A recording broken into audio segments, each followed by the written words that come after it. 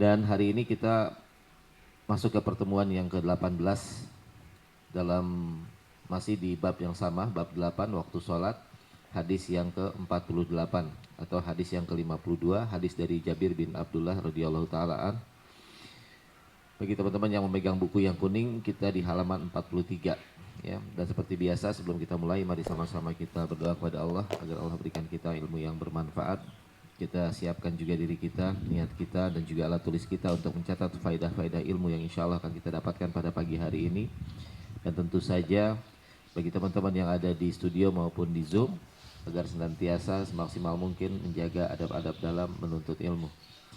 Demikian, mari sama-sama kita simak pada guru kita Ustadz Abu Zaid Cecep Nur Rahman LC.MA Hafizahullah Ta'ala.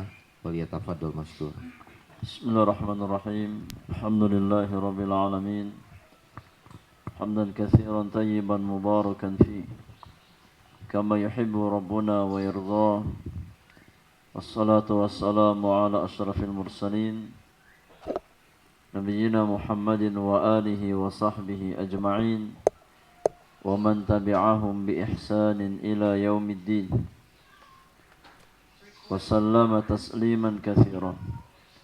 فإن أصدق الحديث كتاب الله وخير الهدي هدي محمد صلى الله عليه وسلم وشر الأمور محدثاتها وكل محدثة بدعة وكل بدعة ضلالة وكل ضلالة في النار أما بعد إخواني وأخواتي في الله رحمني ورحمكم الله أجمعين. Teman-teman sekalian, ikhwan dan akhwat yang semoga dirahmati oleh Allah Subhanahu wa taala. Mari kita lanjutkan pelajaran kita di dalam mengkaji dan membahas kitab Umdatul Ahkam, buah karya Al-Imam Al-Hafidh Abdul Ghani Al-Maqdisi rahmatullahi ta'ala alaihi rahmatan wasi'atan. Dan di pagi hari ini kita melanjutkan dari kitabus shalah, babul mawaqit, bab waktu salat. Dan kita akan masuk hadis Jabir bin Abdullah radhiyallahu ta'ala anhu wa ardhah. Silakan dibaca hadis Jabir bin Abdullah. Bismillah. Qala al-mu'alifu rahimahullahu ta'ala an Jabir bin Abdullah radhiyallahu anhuma qala kana an-nabiyyu sallallahu alaihi wasallam yusalli zuhra bil hajirah wal asra was samsu nakiyatun wal maghriba idza wajabat wal isya'a ahyanan wa ahyanan idza ra'ahu mujtama'u ajala wa idza ra'ahum abta'u akhar wa subha kana nabiyyu sallallahu alaihi wasallam yusalliha bi ghalasin. Jabir bin Abdullah radhiyallahu anhuma menuturkan bahwa Nabi sallallahu alaihi wasallam mengerjakan sholat zuhur di tengah hari yang terik, sholat asyar ketika matahari masih cerah, sholat maghrib ketika matahari tenggelam, dan mengerjakan sholat isya dengan tidak menentu waktunya. Jika beliau melihat orang-orang telah berkumpul, maka beliau menyegerakan sholat isya. Namun jika beliau melihat mereka terlambat, maka beliau mengakhirkannya. Sedangkan sholat subuh, Nabi sallallahu alaihi wasallam mengerjakannya ketika keadaan masih gelap. Baik, jazakallahu khairan wa baraka fik. Berkata penulis rahimahullahu taala Al-Imam Al-Hafidh Abdul Ghani Al-Maqdisi di dalam bab al-mawaqit, yakni mawaqit as-salah.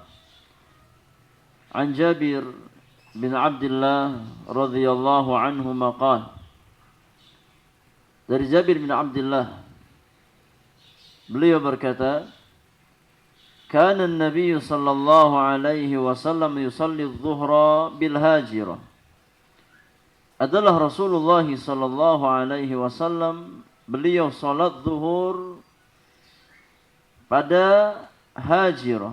Hajirah itu maknanya ini syiddatul harri ba'da zawal. Ya, tatkala kondisi sangat terik setelah tergelincirnya matahari. Ya. Itu sudah masuk waktu zuhur. Ini awal waktu salat zuhur. Tatkala matahari sudah tergelincir ke arah barat. Ya, karena kalau seandainya matahari masih tepat di atas kepala kita, itu di antara waktu yang dilarang kita salat di sana. Ya, setelah matahari mulai tergelincir ke arah barat, maka itulah awal waktu salat zuhur. Maka di sini Nabi yang mulia alaihi salatu wasalam, beliau salat zuhur yakni di awal waktu. Ya, tatkala matahari sudah tergelincir ke arah barat dan kondisi masih sangat terik. Wal asra wasyamsu naqiyah. Adapun salat asar, maka Nabi sallallahu alaihi wasallam salat ya, dalam kondisi matahari masih sangat cerah. Masih sangat cerah. Ini juga menunjukkan awal waktu. Ya, bahwasanya Nabi salat asar di awal waktu. Karena matahari masih sangat terang, masih sangat cerah. Wal maghriba idza wajabat. Dan Nabi salat maghrib tatkala matahari sudah tenggelam. Ini pun menunjukkan beliau salat maghrib di awal waktu. Karena awal waktu salat maghrib itu tatkala matahari sudah tenggelam, sudah terbenam. Wal isya'a ahyanan wa ahyanan. Adapun salat isya, maka Nabi sallallahu alaihi wasallam ya melakukannya terkadang dan terkadang. Yani terkadang beliau salat di awal waktu, terkadang beliau salat di akhir waktu. Ya, adapun salat isya, maka terkadang Nabi lakukan ya di awal waktu dan terkadang di akhir waktu. Idza ra'ahum ijtama'u ajjal. Tatkala Nabi melihat ya para sahabat sudah berkumpul di awal waktu, maka Nabi segerakan. Ya, Nabi salat isya di awal waktu. Wa idza ra'ahum abta'u akhar. Namun tatkala Nabi sallallahu alaihi wasallam melihat para sahabat itu yakni lambat datang ke masjid untuk salat isya, maka Nabi akhirkan sampai mereka berkumpul ya di masjid. Was-subha kana an-nabiy sallallahu alaihi wasallam yusalliha bighalasin. Adapun salat subuh, maka Nabi sallallahu alaihi wasallam salat dalam kondisi masih gelap. Ya. Ini semua menunjukkan bahwasanya ya Rasulullah sallallahu alaihi wasallam itu salat 5 waktu di awal waktu. Ya, salat zuhur, salat asar, maghrib, isya, subuh ya di awal waktu. Kecuali salat isya, ya Nabi terkadang salat di awal waktu, terkadang mengakhirkan. Ya, dan yang utama untuk salat isya itu di akhir waktu. Ya, yang utama untuk salat isya di akhir waktu. Karena ada hadis yang lain di mana Rasulullah sallallahu alaihi wasallam pernah bersabda, ya inilah waktu yang paling utama. Ya, inilah waktu yang paling utama, yakni waktu di akhir salat isya. Laula an asyqa ala ummati. Kalau seandainya aku tidak khawatir memberatkan umatku, ya aku akan salat isya bersama mereka di waktu ini. Ya, maka untuk salat isya, ya, yakni yang utama adalah diakhirkan. Ya, dengan catatan tidak memberatkan kaum muslimin. Tidak memberatkan jamaah, ya. Kalau seandainya jamaah merasa berat, maka tidak ada masalah kita salat di awal waktu. Kita ambil faidah dari hadis Jabir bin Abdullah. Di antara faidah dari hadis Jabir bin Abdullah yang pertama, hadis ini menjelaskan tentang afdhaliyah al-mubadarah bis salah fi awali waqtiha ma'adal isya. Hadis ini menjelaskan keutamaan ya bersegera mengerjakan salat di awal waktu kecuali salat isya. Ya, kecuali salat isya. Karena ada nas bahwasannya yang utama untuk salat isya adalah dikerjakan di akhir waktu. di akhir waktu. Tapi yang lain ya afdal dikerjakan di awal waktu. Faidah yang kedua, annal afdala fil isya'i at-ta'khir. Ya, yang utama untuk salat isya itu diakhirkan waktunya. Wa yakunu ila nisfil lail. Ya. Kapan waktu yang paling utama untuk salat isya? Ya. Waktu yang utama untuk salat isya itu yakni setengah malam. Ya, di pertengahan malam. Ini pertengahan malam yang pertama. Sebagaimana disebutkan dalam beberapa hadis Rasulullah sallallahu alaihi wasallam. Ya. Di akhir pertengahan malam yang pertama. Ini kalau seandainya kita kira-kirakan, ya, malam itu mulai dari terbenamnya matahari sampai sebelum terbit fajar. Ya.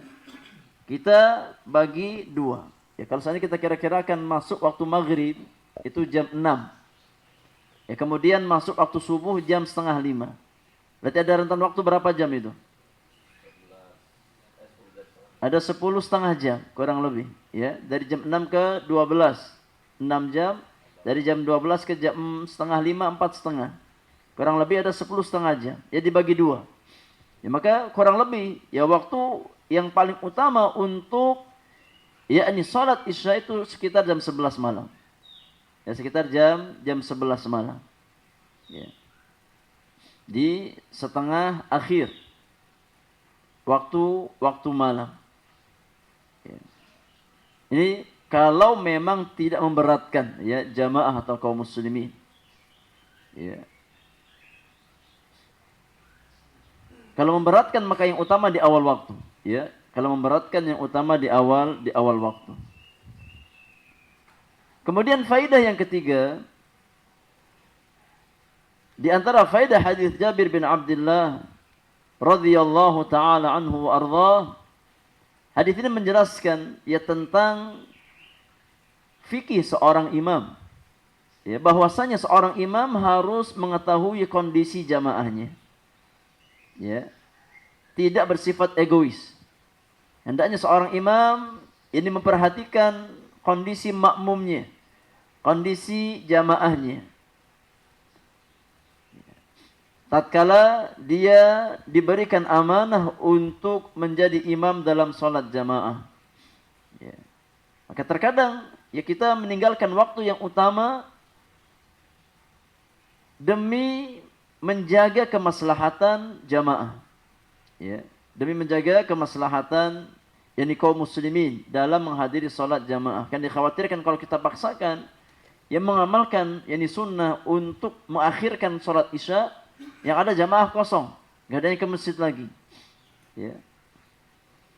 Kemudian faidah yang lain dari hadis Jabir bin Abdullah ini, hadis tersebut menjelaskan ya tentang yakni waktu salat subuh itu dikerjakan pada saat ghalas, yakni pada saat masih gelap, yaitu di awal waktu fajar, waktu subuh.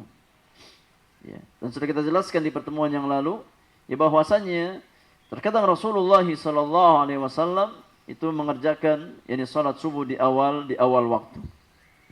Ya. Tatkala kondisi masih gelap. Di dalam hadis Ummul Mukminin Aisyah di pertemuan yang lalu kita jelaskan bahwasanya sebagian ya sahabiyat yang ikut hadir salat subuh, mereka selesai salat subuh dalam kondisi belum yakni terlihat, belum tampak ya. Menjelaskan bahwasanya yakni Nabi salat subuh di awal waktu, tatkala kondisi masih sangat gelap. Kemudian faidah yang lain, di antara faidah hadis Jabir bin Abdullah, hadis tersebut menjelaskan ya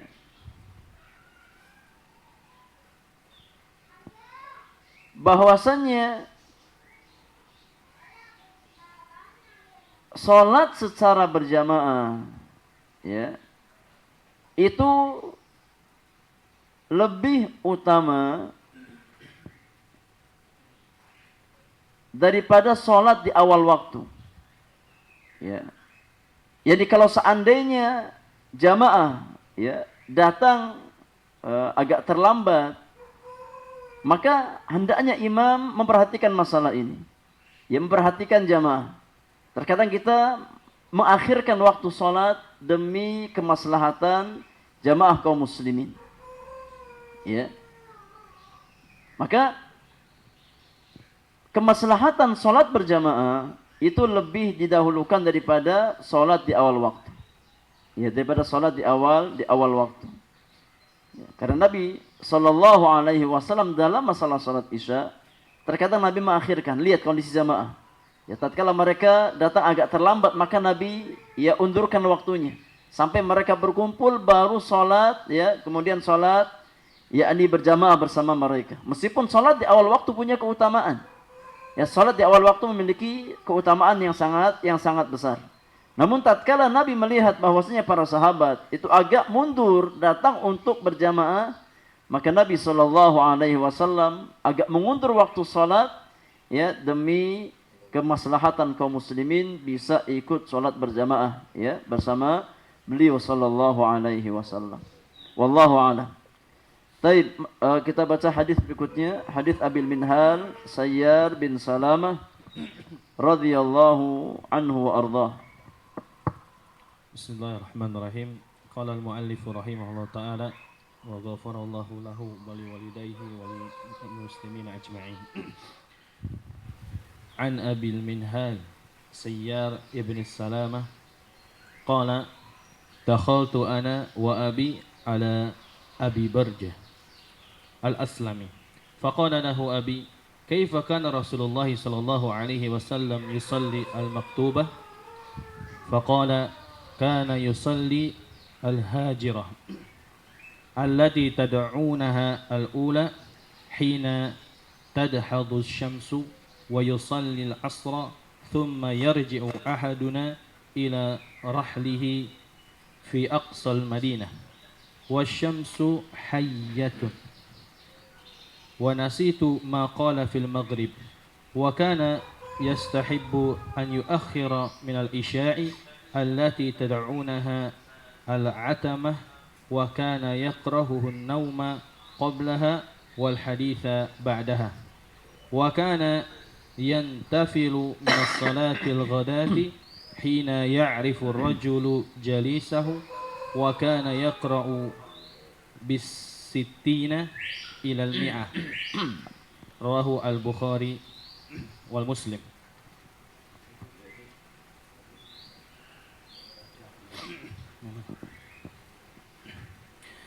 Yang artinya dari Abu Minhal Sayyar bin Salamah menuturkan bahwa dirinya dan bapaknya menemui Abu Barzah al-Aslami. Bapak Abu Minhal lantas berkata kepada Abu Barzah, ceritakanlah kepadaku tentang bagaimana Nabi sallallahu alaihi wasallam mengerjakan salat wajib. Abu Barzah menjawab, Nabi mengerjakan salat al-hajir, zuhur, yang kalian sebut sebagai salat yang pertama. Ketika matahari telah bergeser, beliau salat asar. Jika salah seorang di antara kami kembali ke rumahnya di ujung Madinah, matahari masih dalam keadaan terang berwarna putih. Aku lupa dengan perkataan Nabi berkenaan salat maghrib. Nabi senang mengakhirkan salat isya yang kalian sebut sebagai salat al-atamah. Beliau membenci tidur sebelum salat isya dan berbincang-bincang sesudahnya. Beliau selesai salat subuh ketika seseorang sudah bisa mengenali teman duduknya. Beliau membaca 60 hingga 100 ayat dalam salat subuh tersebut.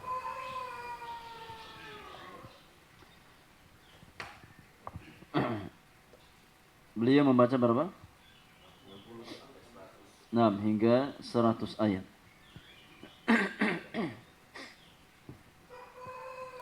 Taib. Jazakallahu khairan wa baraka fiik.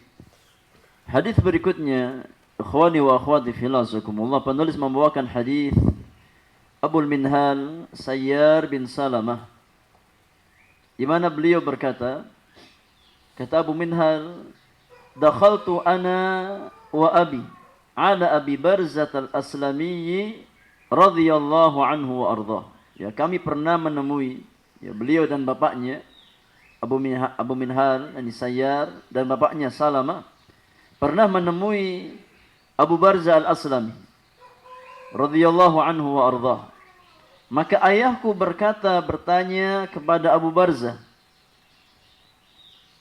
kaifa kana Rasulullah sallallahu alaihi wasallam yusallil maktubah?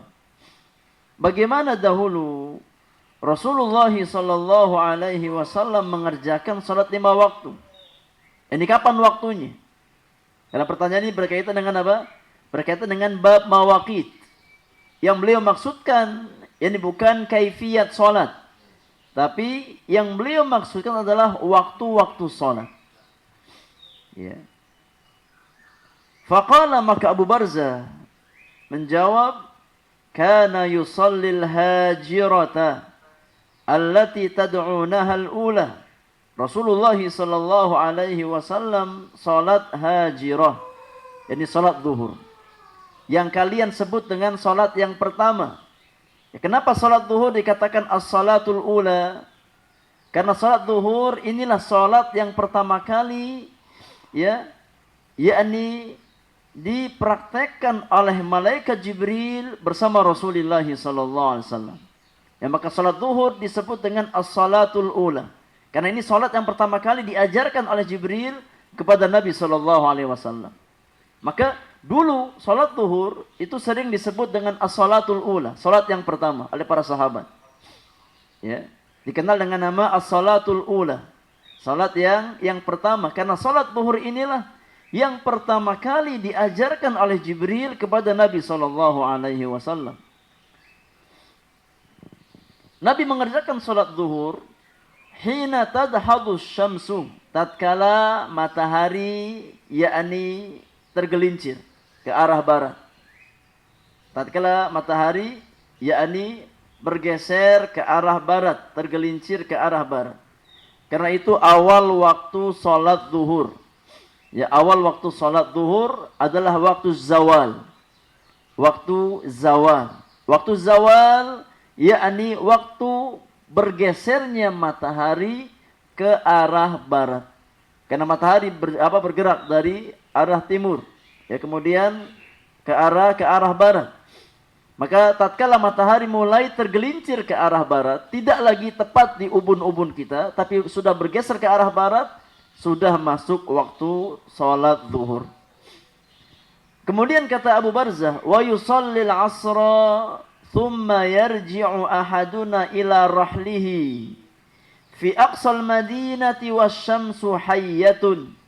Nabi salat asar, kemudian salah seorang di antara kita, yakni para sahabat, dia pulang ke rumahnya yang ada di ujung kota Madinah.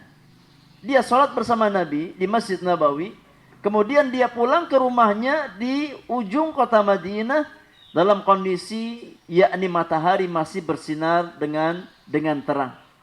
Ini juga menunjukkan bahwasanya beliau salat asar di awal waktu. Maka tatkala yakni sahabat yang tinggalnya di ujung Madinah kembali ke rumahnya, matahari masih bersinar terang. Ya, ini semua dalil menunjukkan yakni bahwasanya Rasulullah sallallahu alaihi wasallam mengerjakan salat di awal waktu. Dan itu di antara amalan yang paling utama. Ya, salat di awal waktu adalah di antara amalan yang paling utama, yang paling dicintai oleh Allah Subhanahu wa taala. Kemudian wa nasitu maqala fil maghrib. Dan aku lupa apa yang beliau katakan untuk salat maghrib. Nah, ini di antara ya sisi amanah para ruwatul hadis. Yang mereka tidak yakni mengatakan sesuatu melainkan apa yang mereka ingat, apa yang mereka tahu. Tatkala mereka lupa, mereka jelaskan kalau itu lupa. Dan itu bukan aib bagi seorang rawi. Ya bukan aib, justru menambah yakni thiqah. Bahwasanya dia adalah orang yang amanah, menyampaikan sesuatu sesuai dengan apa yang dia tahu dan apa yang dia ingat. Kalau lupa ya dikatakan lupa. Ya, tidak mengarang-arang sendiri maghrib itu waktunya demikian dan demikian. Tapi dijelaskan ya bahwasanya beliau lupa tentang salat maghrib. Wa kana yastahibbu an yuakhkhira min al-isya allati tad'unaha al-atamah. Ya, dan Nabi sallallahu alaihi wasallam menyukai untuk mengakhirkan salat Isya ya yang kalian sebut dengan salat atamah. Ya, dengan salat al-atamah. Ya. Dan atamah itu artinya zulmatul lail hina yaghibus syafaq. Ya, yakni gelapnya malam tatkala yakni syafaq tatkala apa? Yakni syafaq itu warna merah di langit, itu namanya syafaq. Ya. Bahasa kitanya apa itu syafaq? Hah? Iya, yakni warna merah di langit tatkala apa? Yakni sudah maghrib kemudian langit memerah, itu namanya syafaq. Ya, ini setelah syafaq itu menghilang, maka masuk waktu salat Isya. Masuk waktu salat Isya. Ya. Jadi Nabi SAW menyukai untuk mengakhirkan salat Isya. Nah, ini diantara kekhususan salat Isya. Kalau yang lain dikerjakan di awal waktu, maka untuk salat Isya yang utama dikerjakan di akhir waktu. Kalau tidak memberatkan jamaah. Wa kana yakrahu an-nauma qablaha, dan Nabi SAW tidak menyukai tidur sebelum Isya. Ya, Nabi tidak menyukai tidur sebelum Isya karena dikhawatirkan apa? Dikhawatirkan kebablasan dari salat Isya. Ya, akan terlewatkan dari salat Isya. Maka dimakruhkan bagi seseorang untuk tidur sebelum Isya. Ya. Wal haditha ba'daha, dan Nabi juga tidak menyukai yakni pembicaraan setelah salat Isya. Ini begadang di malam hari setelah Isya kalau memang dalam perkara-perkara yang tidak ada manfaatnya. Ya, adapun yakni seseorang begadang ya dengan tujuan untuk kemaslahatan kaum muslimin, ya untuk belajar, ya untuk menuntut ilmu, maka tidak ada masalah. Bukan perkara yang dibenci. Wa kana yanfatilu min salatil ghadati hina ya'rifu ar-rajulu jalisahu, dan Nabi SAW selesai dari salat subuh al-ghadat, ini salat al-fajr, salatul subhi. Nabi selesai dari salat subuh tatkala seseorang mengenal siapa yang di sampingnya. Ya, artinya sudah terlihat. Ya, sudah terang tatkala seseorang mengenal siapa yang di sampingnya. Ya, dan hal ini tidak bertentangan dengan hadis ghalas. Tidak bertentangan dengan hadis ghalas. Ya. Kenapa? Karena Nabi SAW kana yaqra bis-sittina ilal mi'ah. Tatkala salat subuh, Nabi membaca suratnya sebanyak 60 sampai 100 ayat. Ya, bayangkan, 60 sampai 100 ayat. Kalau seandainya satu ayat itu setengah menit, ya, maka kurang lebih setengah jam sampai 50 menit. Salatnya. Ya. Kurang lebih setengah jam sampai 50 menit. Karena 100 ayat. Ya. Maka tidak bertentangan dengan hadis ghalas. Jadi, kalaupun salat di awal waktu, kalau bacaannya seperti itu, insya Allah selesai subuh dalam kondisi apa? Sudah terang. Sudah terang. Ya. Tapi kita ambil faedah dari hadis Abi Minhal Sayyar bin Salamah dari jalan Abu Barzah Al-Aslami radhiyallahu anhu wa arda.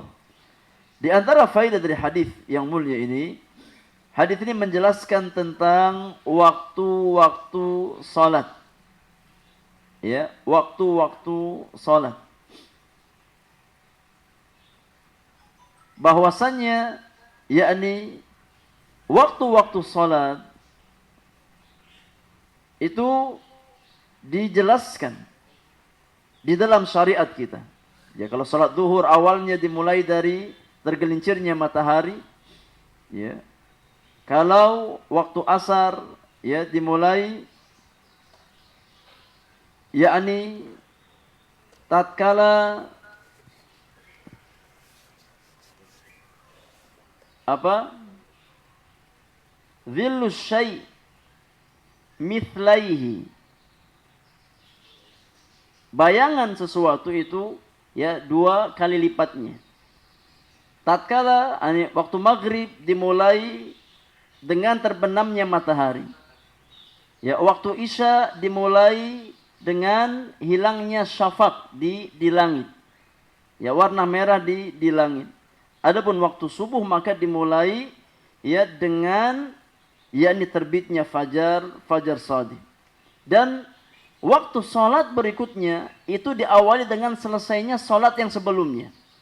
Ya, selesainya waktu salat yang sebelumnya. Ya. Kemudian faedah yang berikutnya, hadis ini menjelaskan bahwasannya yang utama adalah mengerjakan salat di awal waktu kecuali salat isya. Ini sama seperti faedah hadis yang sebelumnya. Ya, dari hadis Jabir bin Abdullah bahwasanya yang utama yang afdal adalah seseorang salat di awal waktu kecuali salat isya. Kalau tidak memberatkan kaum muslimin, maka yang utama adalah salat di akhir waktu. Kemudian faedah berikutnya, hadis ini menjelaskan dimakruhkan seseorang untuk tidur sebelum sholat isya. Ini tidur antara maghrib dan isya. Ini hukumnya makruh. Ya, Nabi tidak menyukai tidur sebelum sholat isya. Ya, kan dikhawatirkan akan melewatkan sholat isya berjamaah bersama kaum muslimin. Ya, atau bahkan ya seseorang keluar dari sholat isya karena dia tertidur. Faedah berikutnya, hadis ini juga menjelaskan tentang dimakruhkan, ya tidak disukai untuk berbicara atau mengobrol setelah sholat isya. Ya. Karena dikhawatirkan akan menyebabkan seseorang tidak bisa bangun malam, ya tidak bisa qiyamul lail, atau bahkan tidak bisa ikut sholat subuh berjamaah. Ya karena waktunya ya sholat subuh sudah ngantuk tidur. Ya, maka illah atau sebab dimakruhkannya begadang setelah sholat isya karena dikhawatirkan akan menyebabkan seseorang terlewat dari qiyamul lail dan juga sholat subuh berjamaah bersama kaum muslimin. Namun yakni larangan ini berkaitan dengan perkara-perkara yang tidak ada maslahatnya, tidak ada manfaatnya. Ya, adapun seseorang begadang untuk perkara yang sifatnya maslahat, ada kebaikan untuk kaum muslimin di sana, ya, ada manfaat, ya, untuk kebaikan dirinya, maka tidak terlarang. Seperti seseorang belajar di malam hari, mudzakarah ilmu di malam hari, ya maka bukan perkara yang dibenci. Wallahu taala alam bissawab. Nah, di antara faidah juga yang bisa kita ambil ya dari hadis Abi Barzah Al-Aslami, hadis ini menjelaskan ya bahwasannya disunnahkan untuk sholat subuh itu memanjangkan bacaan surat. Ya, memanjangkan bacaan surat untuk sholat subuh. Ya, karena Nabi SAW membaca ya sekitar 60 sampai 100 ayat. Ya, sehingga tatkala selesai sholat ya sudah mulai terang. Seseorang bisa mengenal siapa yang di sampingnya. Menunjukkan bahwasanya bacaan Nabi dalam sholat subuh itu panjang. Ya, maka untuk sholat subuh sunnahnya yakni agak dipanjangkan bacaannya. Agak dipanjangkan bacaannya. Dengan catatan ya kita tetap memperhatikan kondisi makmum kita. Ya, jangan sampai terlalu panjang sehingga menyebabkan ya, sebagian jamaah merasa berat untuk salat subuh. Ya. Tapi kalau seandainya kita lihat mereka yakni orang-orang yang terbiasa dengan hal seperti itu, maka kita bisa praktekkan sunnah Rasulullah sallallahu alaihi wasallam. Kalau tidak ya jangan dipaksakan. Ya, kalau tidak jangan dipaksakan. Karena dikhawatirkan justru bisa menyebabkan seseorang yang meninggalkan salat berjamaah bersama kaum muslimin di rumah-rumah Allah Subhanahu wa taala. Maka di sini kembali kita tegaskan pentingnya seorang imam itu mengetahui kondisi jamaahnya. Ya, memperhatikan kondisi jamaahnya tatkala dia menjadi pemimpin bagi mereka di dalam salat berjamaah. Nah, wallahu a'lam. Baik, kita bahas satu hadis lagi. Hadis Ali bin Abi Thalib radhiyallahu taala anhu wa ardhah. Silakan dibaca.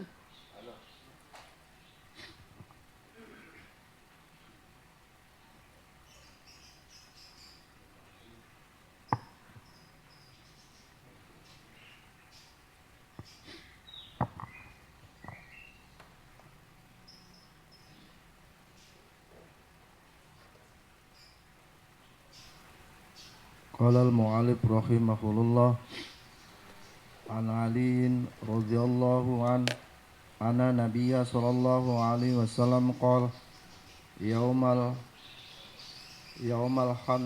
handaki ma'alallahu kuburahum wa buyutahum nar kama saghaluna 'anis salati wusta hatta ghabatis sams wa fi lafdin li muslimin saghaluna 'anil salati wusta salati asri summa solaha bainal maghrib wal isya. Ali radhiyallahu an menuturkan bahwa sesungguhnya Nabi sallallahu alaihi wasallam pada saat perang Khandaq bersabda, semoga Allah memenuhi kubur-kubur dan rumah-rumah orang-orang musyrik dengan api, karena mereka telah menyibukkan kita sehingga kita belum sholat asar hingga matahari terbenam. Dalam lafaz Imam Muslim dikatakan, mereka menyibukkan kita sehingga kita belum sholat wusta, yaitu sholat asar. Nabi lantas mengerjakan sholat asar di waktu antara maghrib dan isya. Terus Walahu an Abdillah ibni Mas'ud qol habasal musyrikuna Rasulullah sallallahu alaihi wasallam an salatil asri hatta ahmarati sams awis farat faqala Rasulullah sallallahu alaihi wasallam saghaluna anis salati wusta salatil asri ma'allahu ajwafahum wa kuburahum nar au qala hasallallahu ahwafahum wa kuburahum hasallahu nar ajwafahum wa hasallallahu hasallahu ajwafahum wa kuburahum nar. Imam Muslim meriwayatkan dari Abdullah bin Mas'ud, dia menuturkan bahwa orang-orang musyrik menahan Rasulullah sallallahu alaihi wasallam mengerjakan sholat asar hingga matahari jadi kemerah-merahan atau kekuning-kuningan. Rasulullah sallallahu alaihi wasallam lantas bersabda, orang-orang musyrik telah menyibukkan kami sehingga tidak bisa sholat wusta, yaitu sholat asar. Semoga Allah memenuhi perut-perut dan kubur-kubur mereka dengan api, atau semoga Allah memenuhi perut-perut dan kubur-kubur mereka dengan api. Riwayat Muslim. Baik, jazakallahu khairan wa baraka fik. Hadis yang berikutnya hadis dari jalan sahabat yang mulia Amirul Mukminin Ali bin Abi Thalib radhiyallahu anhu wa ardhah, bahwasanya Rasulullah sallallahu alaihi wasallam pernah ini berucap pada saat perang Khandaq atau perang Ahzab. Ya, perang Khandaq, perang Parit itu sebutan lain dari perang Ahzab, yang terjadi pada bulan Syawal di tahun yang kelima Hijriyah. Ya, pada tahun kelima Hijriyah. Tatkala pasukan yang sekutu orang-orang Quraisy ya bekerjasama dengan orang-orang Yahudi di Madinah, mereka mengepung Rasulullah sallallahu alaihi wasallam. Ya, maka sahabat yang mulia Salman Al-Farisi ini mengusulkan untuk menggali parit di sekitaran Madinah. Di Khandaq atau parit itu ya dengan usulan Salman Al-Farisi radhiyallahu anhu wa ardhah. Itu perang Khandaq ya, yang kita kenal juga dengan nama perang Ahzab. Ya. Pada tahun kelima Hijriyah di bulan Syawal. Rasulullah sallallahu alaihi wasallam berkata pada perang Khandaq yang mendoakan keburukan bagi kaum musyrikin. Kata Nabi yang mulia, mala Allahu kuburahum wa buyutahum nar. Semoga Allah memenuhi kuburan-kuburan mereka, yakni kaum musyrikin, dan rumah-rumah mereka dengan api. Kama syaghaluna 'anis salatil wusta hatta ghabatis syamsu. Sebagaimana mereka telah menyibukkan kita dari mengerjakan salat asar sampai matahari terbenam. Ya. Sampai matahari terbenam, kaum muslimin bersama Rasulullah sallallahu alaihi wasallam tidak bisa melakukan salat asar. Ya. Wa fi lafdhin li Muslim, dalam lafaz Imam Muslim disebutkan syaghaluna 'anis salatil wusta, yakni salatil asri. Nabi mengatakan mereka telah menyibukkan kita dari salat wusta, itu salat asar. Thumma sallaha bainal maghrib wal isya.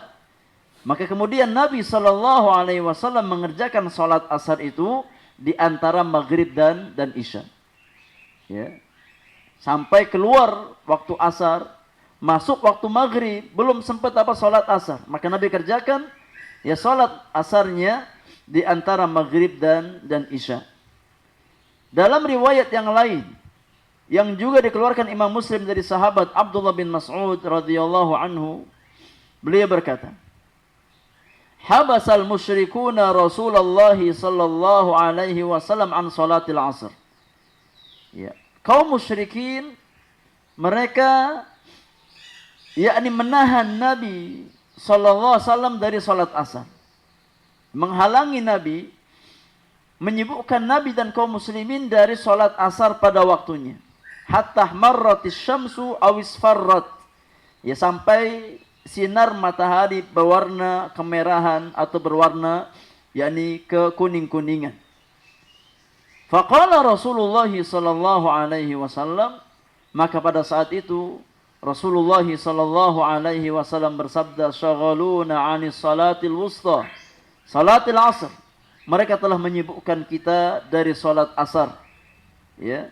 Mala Allahu ajwafahum wa quburahum narah. Semoga Allah Subhanahu wa taala memenuhi perut-perut mereka, kubur-kubur mereka dengan neraka Allah Subhanahu wa taala, ya dengan api. Au hasyallahu ajwafahum wa quburahum nar. Atau dikatakan semoga Allah memenuhi mengisi perut-perut mereka dan kuburan-kuburan mereka dengan api. Hadis ini menjelaskan ya bahwasannya tatkala seseorang dia terhalang dari mengerjakan salat wajib karena ada uzur yang syar'i, ya, maka hendaknya dia kerjakan salat tersebut setelah hilang uzur. Ya, yakni orang yang mengakhirkan salat wajib karena uzur, maka dia tidak berdosa. Tidak berdosa. Ya. Beda dengan orang yang mengakhirkan sholat sampai keluar waktunya dengan tanpa uzur syar'i. Ya. Adapun orang yang mengerjakan sholat wajib di luar waktunya karena ada uzur yang syar'i, maka tidak berdosa. Ya. Kemudian kewajiban dia adalah mengerjakan sholat tersebut tatkala sudah hilang uzur. Ya, tatkala sudah hilang uzur tersebut. Seperti yang Nabi praktekkan. Tatkala beliau bersama sahabatnya terhalang dari salat asar pada waktunya, maka Nabi kerjakan tatkala sudah hilang uzur tersebut, yakni di antara maghrib dan isya. di antara maghrib dan isya. Nah, dan ini bukan termasuk perkara yang sifatnya dosa dan maksiat kepada Allah Subhanahu wa taala. Terkadang seseorang ya, dia terhalang dari mengerjakan sholat wajib pada waktunya. Imma karena faktor lupa, imma karena ketiduran. Ya. Maka orang yang lupa atau orang yang ketiduran mengerjakan sholat wajib, hendaknya dia mengerjakan sholat tersebut tatkala dia ingat atau tatkala dia bangun. Ya, tatkala dia ingat atau tatkala dia bangun dari tidurnya. Karena Nabi yang mulia alaihi salatu wasallam bersabda dalam hadis yang lain, kata Nabi yang mulia, "Man nama an salatin aw nasiyaha falyusalliha idza dzakaraha." Barang siapa yang yakni tertidur dari salat atau kelupaan salat wajib. Ya, karena kesibukannya mungkin karena yakni satu urusan, ya, sampai benar-benar lupa salat wajib. Maka yang wajib dia lakukan setelah dia ingat langsung dia kerjakan. Ya, setelah dia terjaga dari tidurnya, hendaknya dia kerjakan. Ya. Dan para ulama membedakan antara sholat yang dikerjakan pada waktunya, ya, dan sholat yang dikerjakan di luar waktu. Kalau sholat yang dikerjakan pada waktunya, itu namanya apa? Namanya adaan. Adapun sholat yang dikerjakan di luar waktu karena uzur yang syar'i, namanya apa? Namanya qadhaan. Ya, ada qadha. Salat yang dikerjakan pada waktunya yang telah ditetapkan syariat itu namanya ada. Ya, adapun salat yang dikerjakan di luar waktu karena uzur yang syar'i itu namanya qadha. Itu namanya qadha. Ya. Ada juga orang salat ya pada waktunya. Kemudian ternyata salatnya tidak sah karena faktor tertentu. Contoh, dia sholat zuhur, kemudian setelah selesai salam dia ingat kalau tadi belum wudu sholat zuhurnya. Ya. Maka sholat yang pertama sah apa tidak? Tidak sah. Tidak sah. Ya. Meskipun dia sudah sempurna sholat zuhur, dari takbiratul ihram sampai salam dia sudah kerjakan. Tatkala dia ingat sebelum sholat zuhur tadi dia belum sempat wudu, maka dia wajib untuk mengulang sholat subuh ya tatkala dia ingat. Ya. Dan sholat yang sifatnya mengulang semacam ini masih pada batas waktunya disebut dengan i'adah. Jadi ada sholat adaan, ada i'adatan, ada qadhaan. Ya, ada jadi 3 macam. Ini istilah untuk ya sholat. Tatkala seseorang sholat di awal waktunya lengkap dengan syarat dan rukun-rukunnya, namanya ada. Kalau seseorang tatkala dia sudah sholat di waktunya, kemudian dia teringat ada syarat sah sholat yang tidak dia kerjakan, maka dia wajib mengulang sholat tersebut. Ini namanya i'adatan. Adapun seseorang yang mengerjakan sholat di luar waktunya karena uzur yang syar'i, maka disebut dengan qadhaan. Disebut dengan qadha. Nah, jadi hadis ini penulis ingin menjelaskan ya bahwasannya tatkala seseorang yakni mengerjakan sholat di luar waktunya karena uzur yang syar'i, maka dia tidak berdosa. Ya, tidak berdosa dan sholatnya sah sebagaimana dia sholat pada waktunya. Nah, wallahu taala a'lam bissawab. Baik, ikhwani fillah jazakumullah, sebelum kita buka kesempatan untuk diskusi, tadi Anda sampaikan ya tentang masalah awal waktu sholat, bahwasanya sholat subuh itu awal waktunya kapan? Tatkala terbit fajar shadiq. Ya, tatkala terbit fajar shadiq. Ya. Adapun sholat zuhur kapan waktunya? Tatkala matahari sudah tergelincir ke arah barat, atau namanya waktu zawal. Namanya waktu az-zawal. Ya, adapun sholat asar, ya tadi Anda salah ucap, sholat asar, ya maka awal waktunya adalah tatkala yakni bayangan seseorang sama dengan ya panjangnya dengan orang tersebut. Ya, bukan 2 kali lipat, tapi persis sama dengan ya panjang orang tersebut. Ya, kalau bayangannya sama berarti sudah masuk apa? Waktu sholat asar. Ya, adapun waktu maghrib maka awal waktunya adalah tatkala terbenam matahari. Tatkala terbenam matahari. Adapun waktu isya maka dengan hilangnya syafaq ahmar, ya, yakni warna kemerahan di ufuk, ya, di langit. Tatkala sudah menghilang warna tersebut, sudah menghitam, ya maka sudah masuk waktu apa? Waktu isya. Wallahu taala a'lam bissawab. Ya. Dan yakni batasan akhir waktu salat itu dari satu salat ke salat berikutnya, kecuali yakni salat subuh. Ya, adapun salat subuh maka batas akhirnya adalah terbitnya matahari. Terbitnya matahari. Ya, ini waktu mukhtar. Ya, adapun salat isya maka para ulama menjelaskan bahwasanya batas akhir salat isya itu sampai pertengahan malam. Ya, sampai pertengahan malam. Ini waktu mukhtarnya. Adapun waktu ini ittirar, maka kapan seseorang sempat untuk mengerjakan salat tersebut sampai sebelum datang waktu salat yang berikutnya. Itu waktu ittirar. Nah, wallahu taala a'lam bissawab. Ini yang bisa kita bahas di kesempatan pagi hari ini. Ikhwani wa akhwati fillah jazakumullah. Semoga apa yang kita bahas bermanfaat untuk kita semuanya. Apa-apa yang hak semata-mata taufik dari Allah Subhanahu wa taala, yang salah dan kurang karena kesalahan dan kekurangan ilmu yang saya miliki. Wassallallahu ala nabiyyina Muhammadin wa alihi wa sahbihi ajma'in. Barakallahu fikum Ustaz atas ilmu yang telah antum sampaikan. Dan teman-teman sekalian, kita masuk ke sesi soal jawab. Kita punya waktu 5-10 menit untuk bersoal jawab dengan guru kita. Tafadhol ingin bertanya. Ya.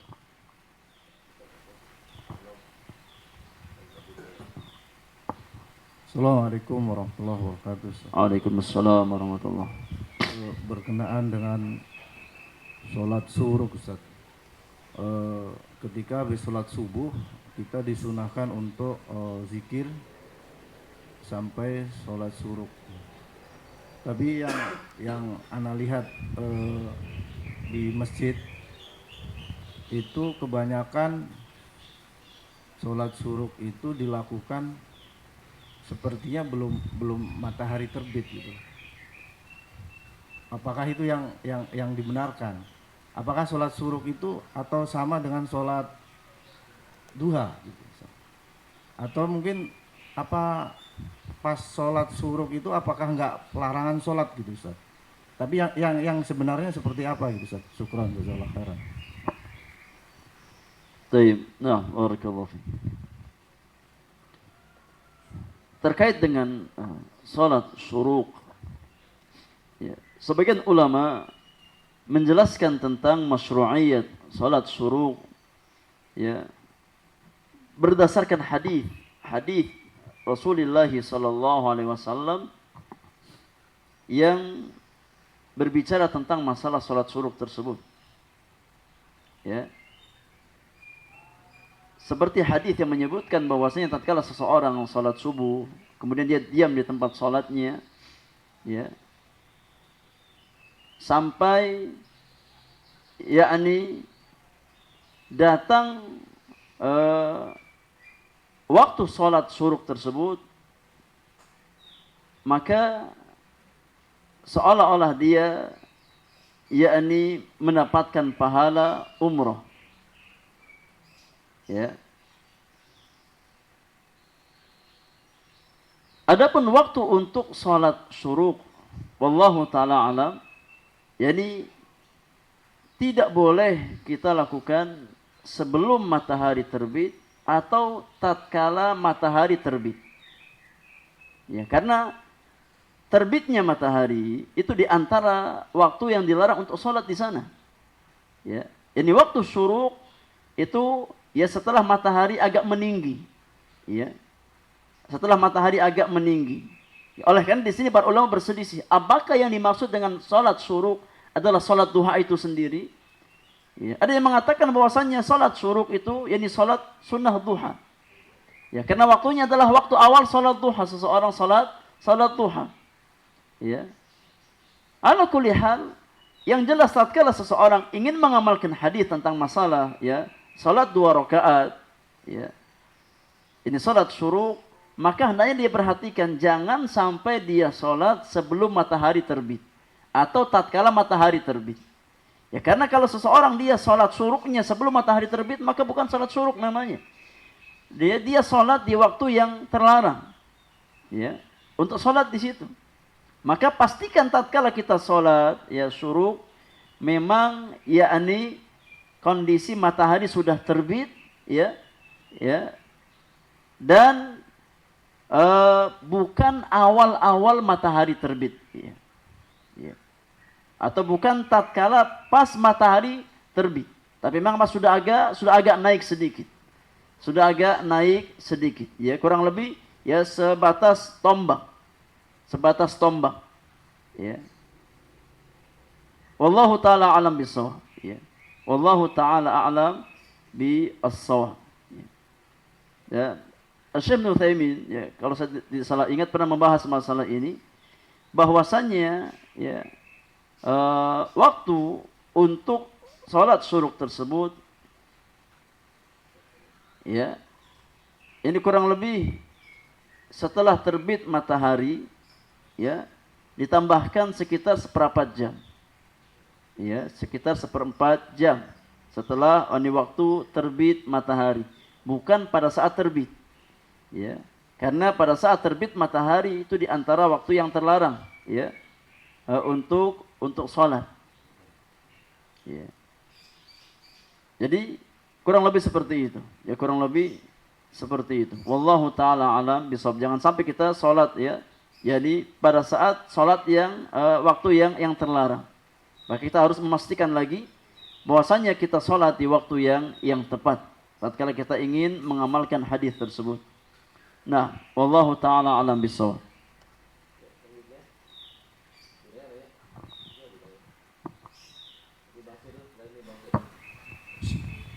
Assalamualaikum warahmatullahi wabarakatuh. Waalaikumsalam warahmatullahi wabarakatuh. Jazakallah khair Ustaz atas ilmu yang sudah diberikan kepada kami. Tadi sudah cukup dijelaskan tentang keutamaan sholat isya di awal waktu, kemudian sholat isya di akhir waktu. Itu keutamaannya luar biasa semuanya Ustaz, ya. Namun begini Ustaz, kami itu suka ada kegiatan gitu Ustaz, ya.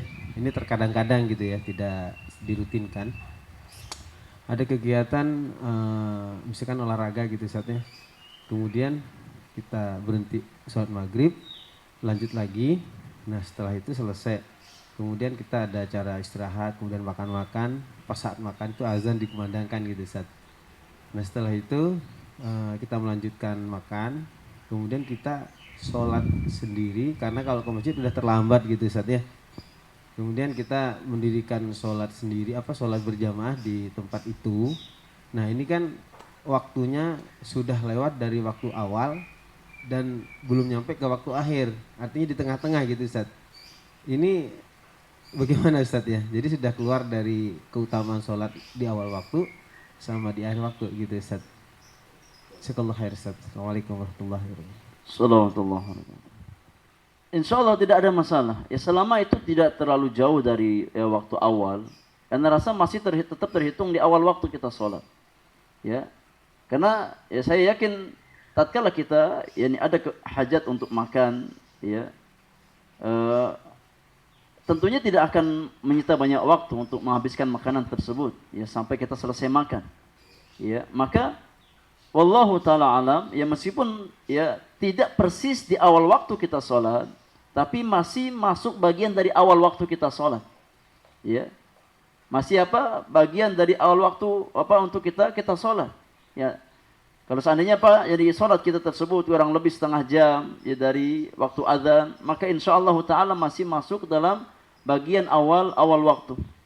Ya, awal waktu sholat, karena yang namanya awal waktu tidak harus seseorang selesai azan langsung dia sholat. Ya.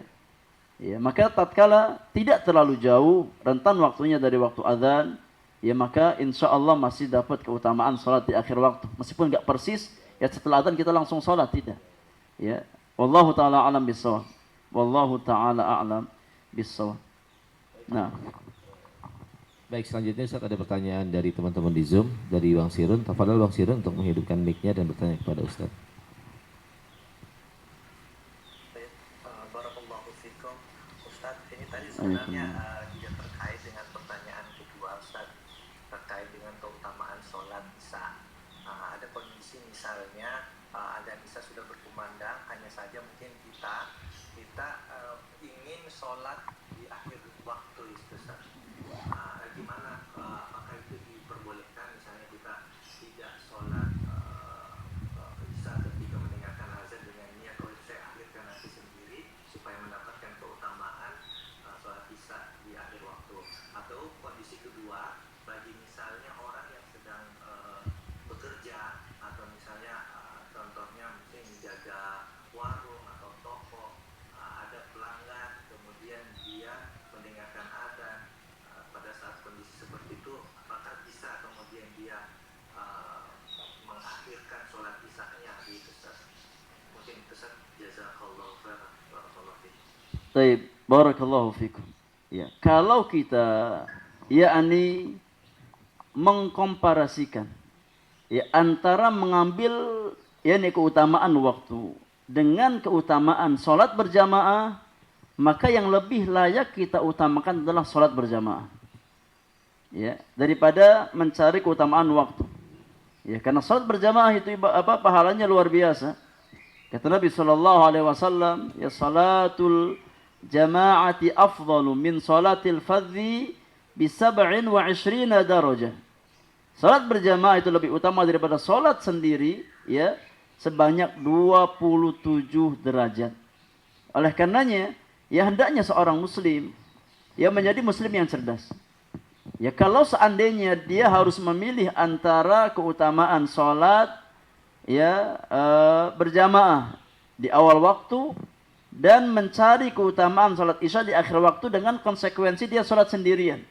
Ya, maka yang lebih layak untuk kita dahulukan adalah salat berjamaah. Ya kan itu hukum asal salat laki-laki. Ya. Jadi jangan sampai kita mengejar waktu, keutamaan waktu sampai kita meninggalkan salat berjamaah. Apalagi bagi ya sebagian ulama yang berpendapat bahwasanya salat berjamaah hukumnya apa? Hukumnya wajib. Maka nggak boleh kita meninggalkan salat berjamaah demi mengejar keutamaan waktu. Ya, maka apapun profesi kita, ya tatkala kebiasaan masyarakat tersebut adalah salat di awal waktu, maka jangan sampai kita meninggalkan salat berjamaah di awal waktu. Ya, dengan alasan kita mencari waktu yang utama. Ya kecuali dalam kondisi tertentu mungkin kita sedang di luar bersama teman-teman kita, ya. Dan kita ingin mengamalkan sunnah Nabi, salat di akhir waktu nggak ada masalah. Ya mungkin tatkala kita sedang naik ke atas gunung hiking, ya. Kita ingin praktekkan salat di akhir waktu nggak ada masalah.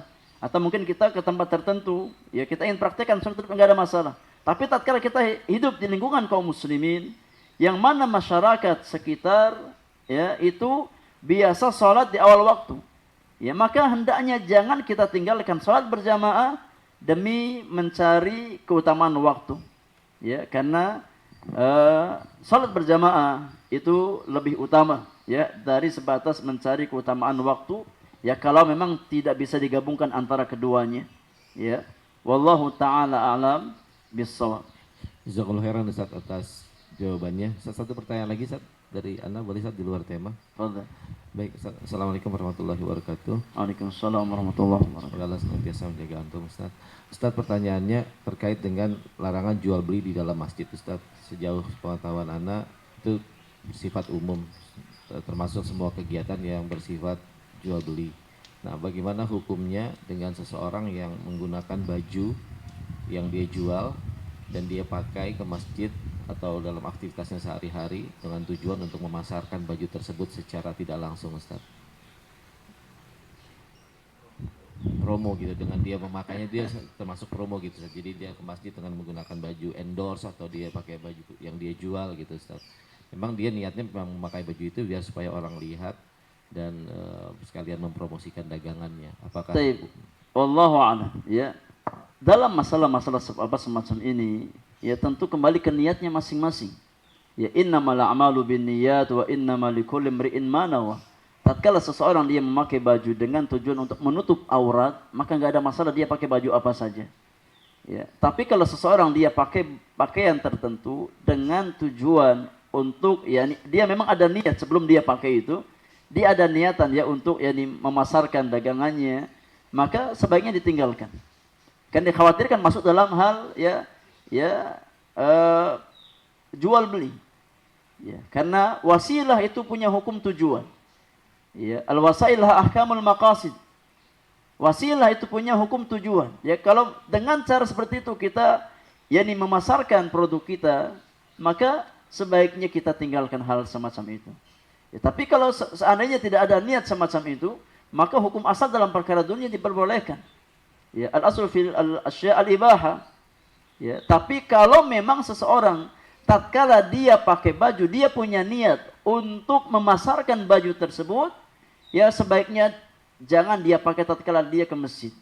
Ya, karena dikhawatirkan apa? Dikhawatirkan masuk dalam bab larangan jual beli di masjid. Kenapa? Karena dengan dia memakai baju itu, ya itu wasilah dia untuk apa? Untuk jual beli.